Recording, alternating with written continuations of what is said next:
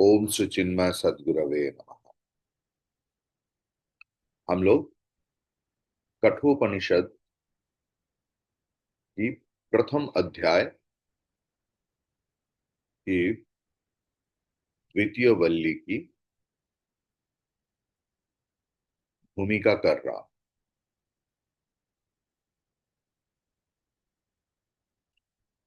अभी सवाल उठ सकता है कोई सारे चीज के ऊपर जो हम लोग कल चर्चा किए। हमारा चर्चा की विषय था कि अगर आत्मज्ञान लाभ करना चाहते हो, if you want to gain the self knowledge, you have to renounce the prayers, the immediate pleasure, and you have to embrace the shreyas, which may be very difficult or bitter at first to accept. But at the end, the result is more than our desire. And what about the aim we are going to gain? That's the same thing.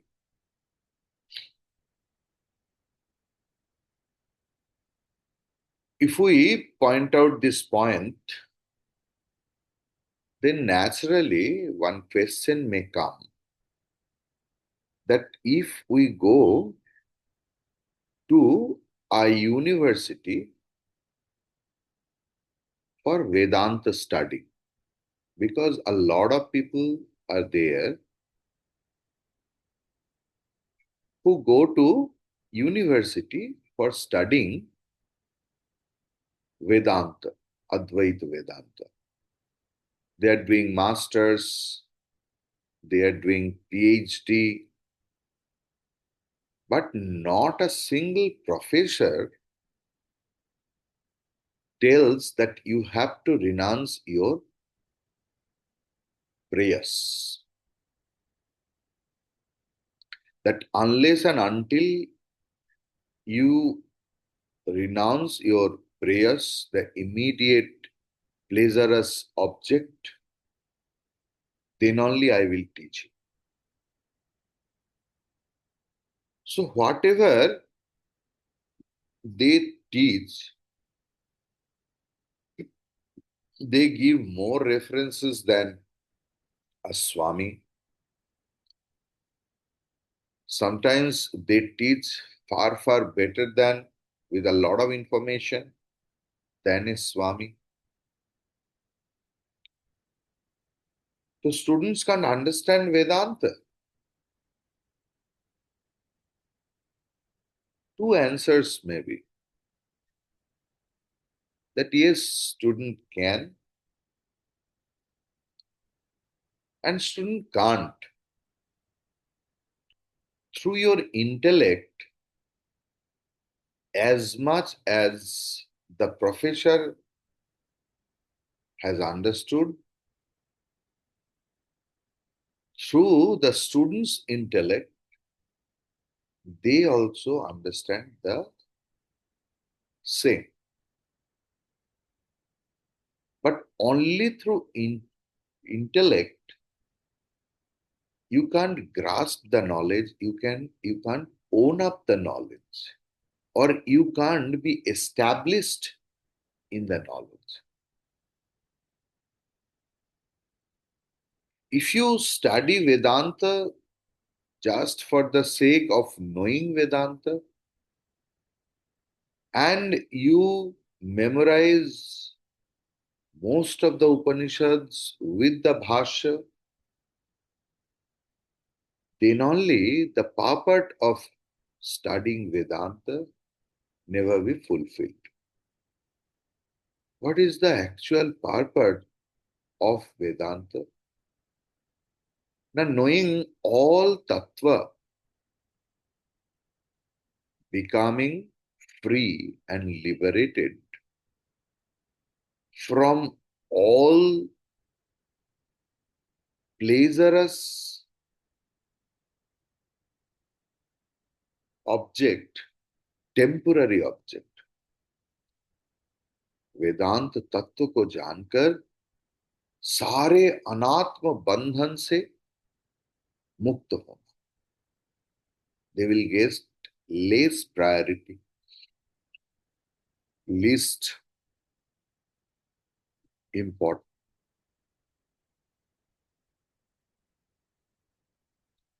इस बंधन मुक्ति क्या है? न शास्त्र में इस बंधन मुक्ति को ही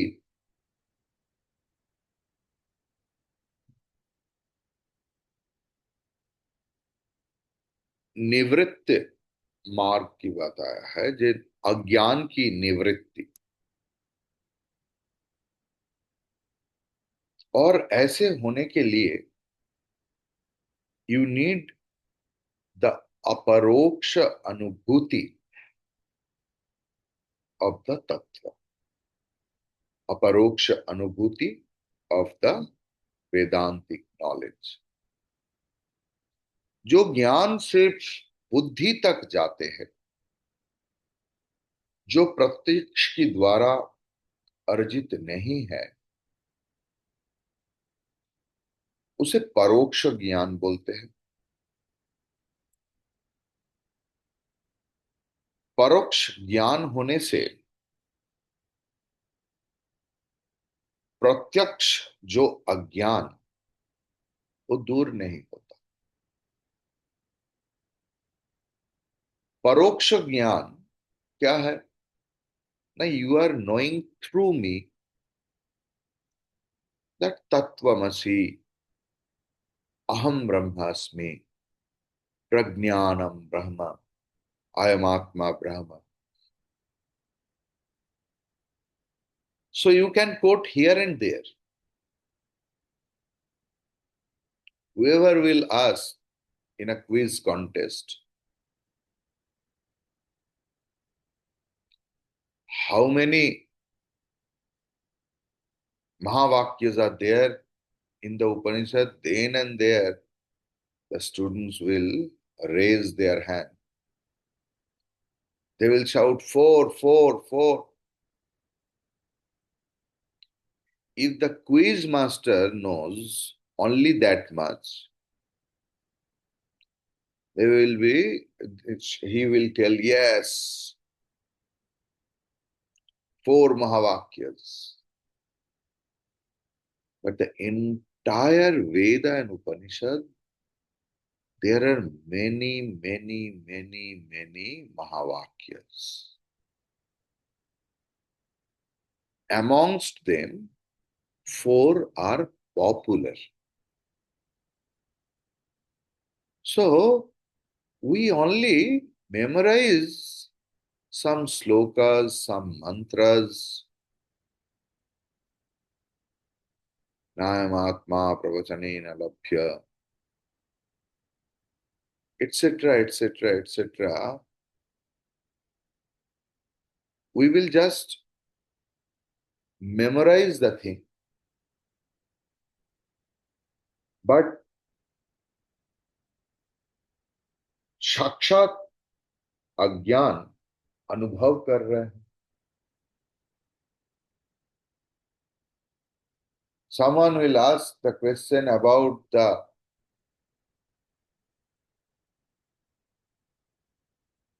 non-importance of Jagat. What is Shankaracharya's statement? Brahma Satya Jagat Mithya Jiva Brahma Iva Naparaha. But in my mind, I verily nourish that this is my home, my car, my wife, my children. The whole, every day, every moment, I am engrossed with me and mine. But at the time of teaching, we are telling Brahma Satya Jagat Mithya. Vedanta is very easy to understand. Very, very easy to understand. And teaching Vedanta is more easier than understanding Vedanta. But getting established in Vedanta is very difficult. If you want to teach anyone else, though we teach on and often we teach. If anything happens at our family or something like that, we then and there start teaching what Upanishad has told, what Swamiji has told. We quote from here and there. But whenever in my life there is a question of practicing Vedanta,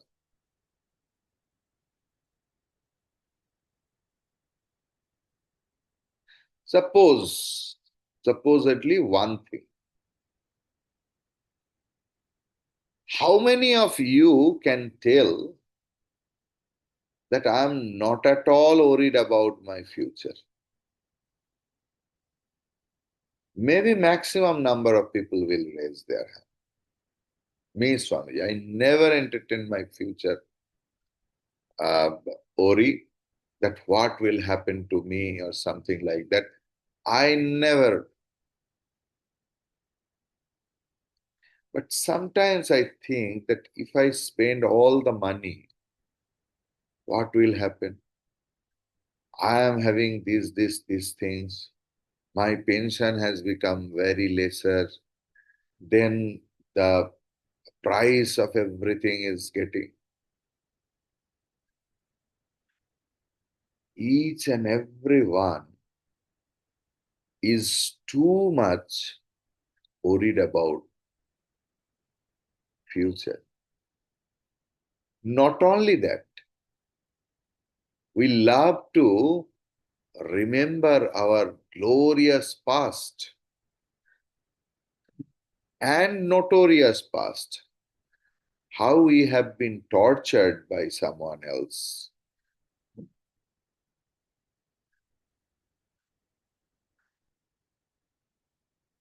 We are, so it's very difficult to practice Vedanta in our life, but very easy to teach. So, what we are learning over here, that how to be established in Vedanta, how we can practice the Vedanta in our life. What is required, Swamiji? You have written that exactly 7:30 I will start the class. On other day, I remain little bit indifferent because Swamiji anyhow will start the class after 10 minutes. But immediately after seeing the message I came, I am so punctual. You miss the classes sometimes because of your internet issues and others. I never miss. What more you expect from us? Vedanta expects only one thing, that is alert full life.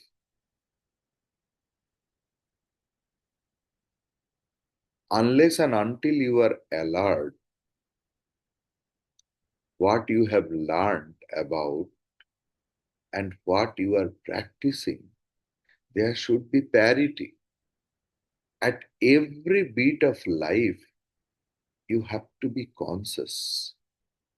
At every beat of your thought, that is it conducive? That we studied, that we have to renounce the prayers. Renouncing prayers doesn't mean that you have to leave your home, you have to leave your family. No. The extra priority you are having for each and every week. But you will see, maybe you have left all the priorities, but one soft corner is there. That's it. Maybe you don't care what about your car, what about your home, what about your other belongings. But about my daughter, Swamiji, I'm very touched. I don't know what she will do. Or about my son, or about my grandson. Each one thing is enough.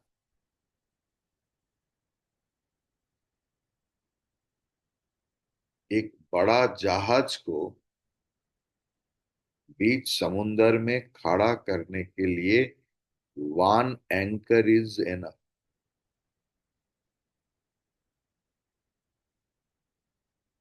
In our life also, the smallest thing is enough to ruin our whole knowledge system.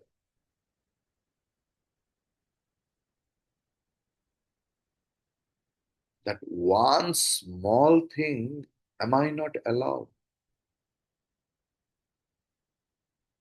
Remember the story of Bhagavatam. It's our story, not Bhagavatam's. That Jadabharat left his everything. If you want to leave one day anything, what you will leave? What you will renounce? A small apartment or a bungalow? Only one husband having a very bitter experience and children? That's it. And some articles. When one king is renouncing everything, you just think how much he has to renounce, what he has to renounce. And he renounced each and everything. The kingdom, the power, the position, the belongings, entire belongings. Not one wife, but many, many beloved wives, children. After living, renouncing so many things rather than everything, he got attached with a small deer and finished. The entire Vedantic knowledge got ruined just. Always remember this story. If that thing happens for a almost realized soul who did a lot more than me, then what about my condition? How should be my striving to get established in this knowledge?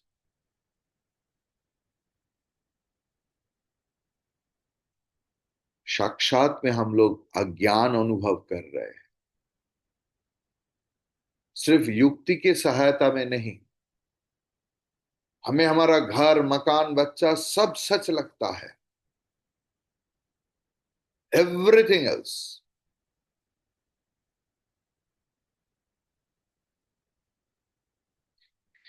ये जो साक्षात रूप में अनुभूत,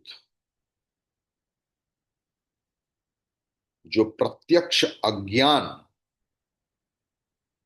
सिर्फ वेदांत सुनने से या पढ़ने से दूर नहीं होता।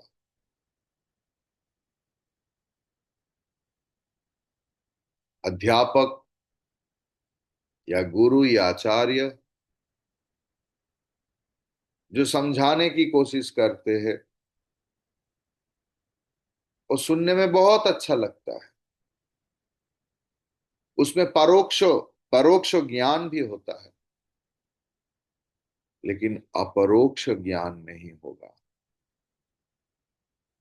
बहुत अच्छा अध्यापक, स्वामी जी बहुत अच्छा पढ़ाते हैं, अच्छा वक्ता है, युक्ति और बुद्धि के द्वारा वेदांत की गहरा तत्व एकदम सरल कर देते हैं।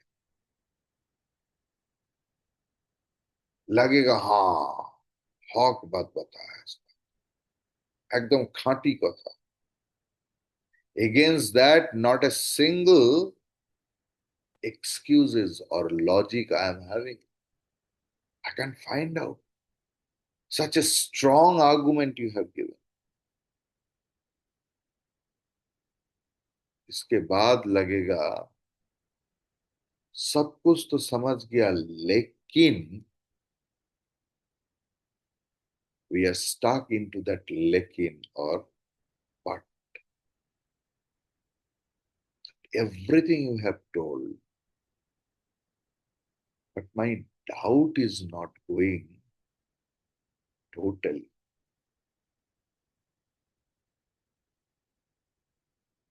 Doubtless knowledge still I can't own up. मन में कहां पर एक छोटा सा डाउट रह गया है।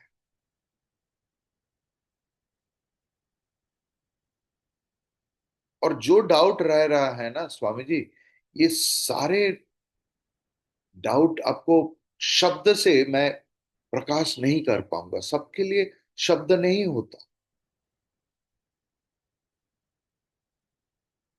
इसीलिए शास्त्र ने ही बताया है कि ये जो ज्ञान के बारे में हम लोग चर्चा कर रहे हैं, इस ये सिर्फ परोक्ष रूप में जानने से नहीं होगा। हमारे अपरोक्ष अनुभव अनुभूति चाहिए। इस अपरोक्ष अनुभूति को ही प्रत्यक्ष करना पड़ेगा। यहां पर शास्त्र की एक सूक्ष्म बात है। ये परोक्ष ज्ञान किसे बोलते हैं? जो हम लोग साक्षात अनुभव नहीं करते वही परोक्ष ज्ञान। जैसे कि मैं एक शहर की बात सुना, शायद सिडनी, इंटरनेट में देखा, किताब में पढ़ा, ये परोक्ष ज्ञान। कुछ अनुमान भी कर सकते हैं, क्योंकि हर चीज तो दिखाई नहीं पड़ता। सुनते हैं कि हाँ, न्यूयॉर्क सिटी में ऐसे ऐसे है।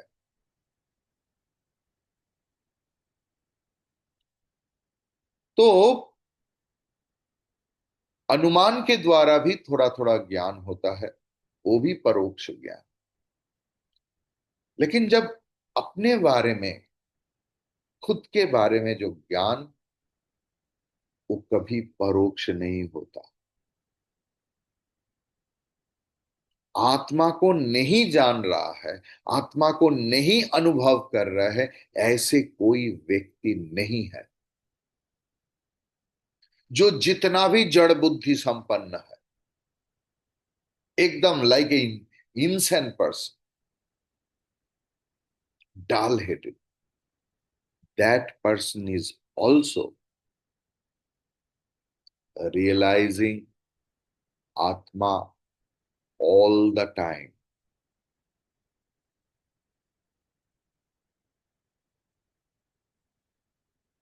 कोई भी जड़ बुद्धि संपन्न व्यक्ति कभी नहीं सोचते कि मैं नहीं हूं। तो मेरे बारे में जो ज्ञान, वो कभी परोक्ष नहीं होता।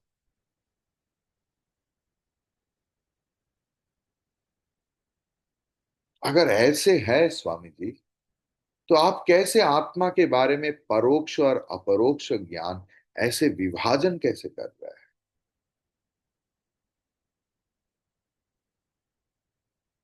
ऐसे विभाजन होता है।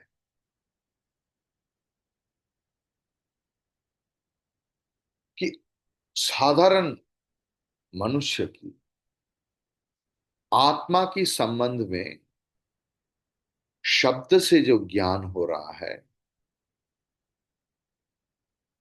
वो डाउट फ्री नहीं होता है। ये आई एम दैट सच्चिदानंद आत्मा, आई एम दैट नित्य शुद्ध बुद्ध मुक्त आत्मा, ये डाउटलेस डाउट फ्री नॉलेज नहीं हो रहा, संशय हो रहा है। आत्मा क्या ऐसा है ना ऐसा है। मरने के समय आत्मा मुंह से निकल गया ना आंख से निकल गया। आंख देखा एकदम खुला है, तो लोग आके उसके ऐसे कर दिया और उसके ऊपर तुलसी पत्ता डाल दिया। उनका आत्मा आंख से निकल गया। ये हमारा कॉमन कॉन्सेप्ट है। हम लोग जीव और आत्मा के बारे में जो डिफरेंस है जानता तो हूं, क्योंकि बहुत साल से वेदांत चर्चा करता, लेकिन हमारे अंदर का ये संशय नहीं जाता। विपर्जय भी है। एक तो है संशय, एक है विपर्जय। विपर्जय क्या है कि आत्मा को ही कर्ता मानते हैं, भोक्ता मानते हैं। मैंने किया ये बिजनेस, इतना सा छोटा से मैंने, ये संसार जो स्वामी जी आप देख रहे हैं ये मेरा बनाया हुआ। पप्पू के पिताजी सिर्फ पैसा ही अर्न किया, उपार्जन किया, उनका थोड़ा सा भी बुद्धि नहीं था, अकल नहीं था। अच्छा, कौन सी पोस्ट में काम करते थे? He was the CEO of the company may be, और he is the director of that things. जो भी बोलो स्वामी जी, उनका अकल नहीं है। मैं तो इनके साथ इतना दिन संसार कर रहा, सिर्फ पैसा ही इनकम करते। ये जो संसार की देख रहे हो ना, जो बच्चा की पढ़ाई, उनका तो कोई ध्यान ही नहीं। सिर्फ आके बोलते हैं बच्चा लोग पढ़ाई नहीं करते हैं, तुम देखते नहीं। हमारा बच्चा जो इतना शिक्षित हुआ, क्या उनके लिए? मेरे लिए। मैंने किया, मैंने पढ़ाया। आत्मा को कर्ता जो समझेगा। आज उसी बच्चा ने, स्वामी जी, मुझे छोड़ के चला गया। फोन करते हर रोज, not a single day he misses to call me. अच्छा, तो दुख किस बात की? क्या मैंने ऐसे सोचकर उनसे पाला पोसा? जब भी कर्तृत्व आएगा, उसके पीछे पीछे भोक्तृत्व आएगा। हजार लाखों करोड़ों बार आप बोलो आत्मा ज्ञान स्वरूप, आत्मा ज्ञान स्वरूप, लेकिन सर्वदा अनुभव हो रहा है कि मैं अज्ञ हूं, मैं कुछ नहीं जानता। तो प्रत्यक्ष अनुभूत ये जो अज्ञान, इसमें आप जितना भी लॉजिक डालो, जितना भी लॉजिक डाल के इनका झूठ साबित कर दो, बंधन से मुक्ति नहीं हो रहा। मेरा उद्देश्य एक ही है, बंधन मुक्ति, सारे दुख की निवृत्ति और परमानंद की प्राप्ति। मैं आत्म तत्व अनुशीलन कर रहा हूं सिर्फ इसीलिए। तरति शोकम आत्मविद, छांदोग्योपनिषद 7.1.3। छांदोग्य उपनिषद, नॉट कठोपनिषद।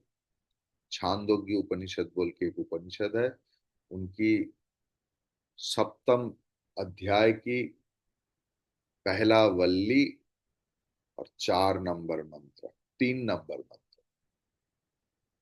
तरति शोकम आत्मविद। आत्मा को जो जानते हैं उनको शोक कभी स्पर्श नहीं कर पाते। कोई भी शोक, सिर्फ मृत्यु शोक नहीं। आज मेरा बेटा मुझे एक ऐसे बात बोल दिया ना, स्वामी जी ठीक मुझे इधर लगा। कहा? इधर। अच्छा, थोड़ा सा आगे पीछे नहीं, ऊपर नीचे भी नहीं। नहीं स्वामी जी, ठीक इधर। अच्छा,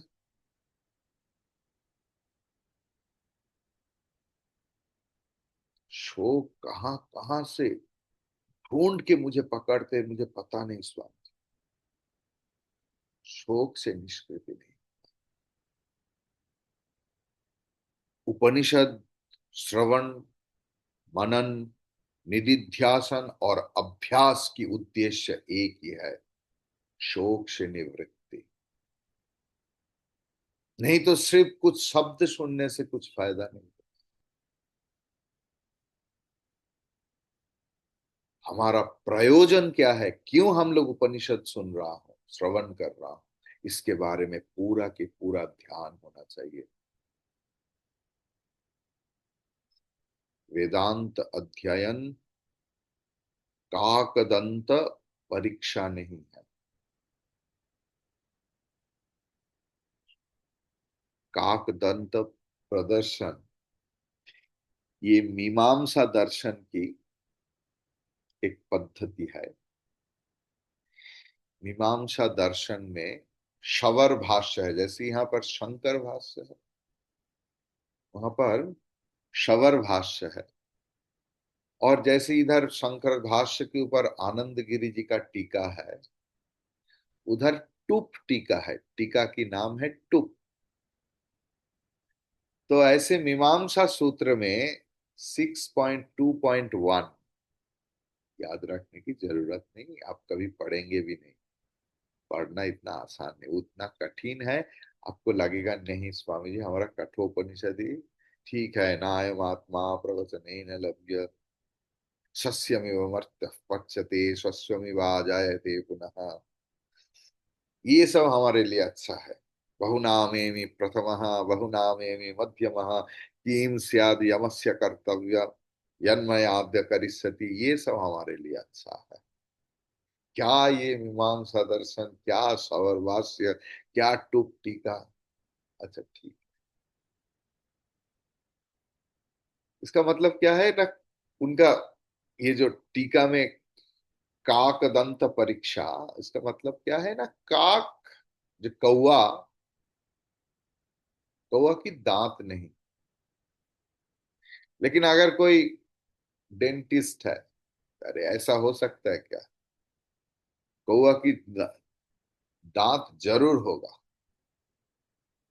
तो उनका जो होंठ है उसको ऐसे करके दंत परीक्षा चल रहा है। लेकिन निष्फल, जिनका जो नहीं है वो आप जितना भी करो कैसे करेंगे। लेकिन वेदांत की अन्वेषण, खोज, आत्मा की खोज ऐसे निष्फल नहीं, व्यर्थ नहीं। इस खोज की एकांत प्रयोजन है हमारे जीवन में, in our daily life it is verily required. अज्ञान बंधन से मुक्त होना, दुख से मुक्त होना, उनका एक ही प्रयोजन है। अगर वो सिद्ध नहीं हो रहा है, if I am too much sensitive, थोड़ा सा बात बोलने से ही तुरंत रिएक्ट कर देता, देखिए गुरु का छार है। क्योंकि आप लोग कई कोई जगह देखा है कि गुरु तुरंत गुस्सा कर देते, एक छोटा सा बात बोला। A teacher of Vedanta means आचार्य, नॉट अध्यापक, आचार्य। उन्होंने जीवन की शिक्षा देते। He wants to see how alert you are at your every step of life, at your every word. वो छोड़ते नहीं। कल ही कोई बोल रहे थे कि मैं स्वामी अद्वैतानंद जी का क्लास कर रहे थे, उन्होंने बोल बोल रहे थे, देखो गुरु का एक ही काम है कि शिष्य का भूल दोष पकड़ना। बोला, हाँ पंचदशी बोल के एक ग्रंथ है विद्यारण्य मुनि जी का, उनका मंगलाचरण ही ऐसा है कि गुरु का एक ही कर्म है, दूसरा कोई काम ही नहीं। is a, the teacher is always alert about his students. He is very touchy. So, लेकिन हमारा क्या एज ए स्टूडेंट ऑफ वेदांत, क्योंकि टीचर देखते हैं कि अगर, क्योंकि गुरु के सामने शिष्य जितना भी बड़ा हो, उनका नतमस्तक होना हमारे शास्त्रीय कर्तव्य है, वही हम लोग सीखे। अगर गुरु के सामने ही कोई इतना इनडिफरेंट है, तो व्हाट अबाउट हिज भूमिका इन फ्रंट ऑफ द जगत।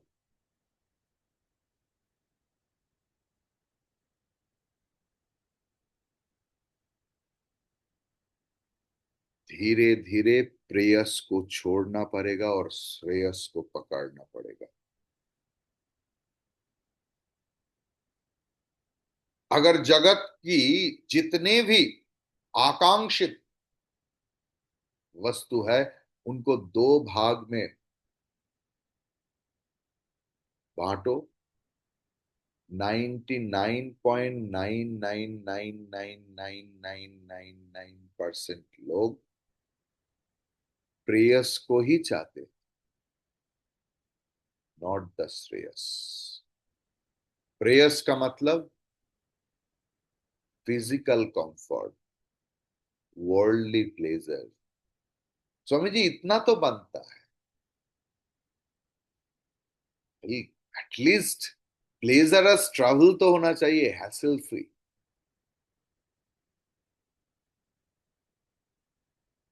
I can remember when I lived, means for, मेरे बात से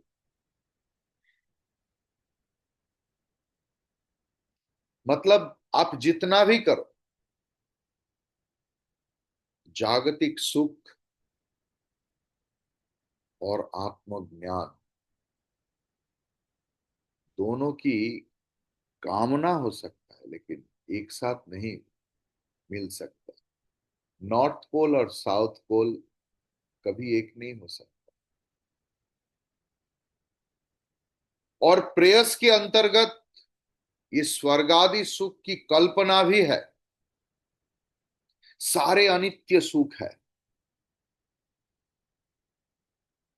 जो सुख उत्पाद्य है, मतलब ये सुख आप उत्पन्न कर सकते, कर्म के द्वारा आप प्राप्त कर सकते। कुछ भी हो, चाहे यज्ञ हो, चाहे कुछ भी।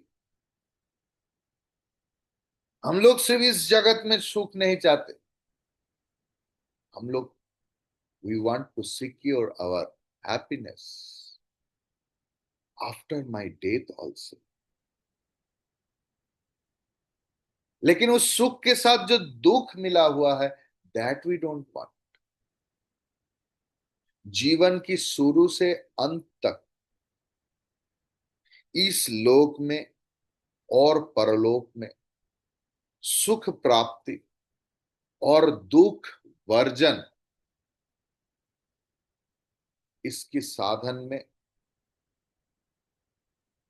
मनुष्य विरामहीन काम कर रहा है। इस सुख की प्राप्ति और दुख की निवृत्ति के लिए उन लोग इतना व्याकुल है कि दूसरी कोई जगह पर देखने का समय ही नहीं है। अगर in Bengali I want to tell in a sarcastic way, যে প্রেয় তাদের পেয়ে বসেছে।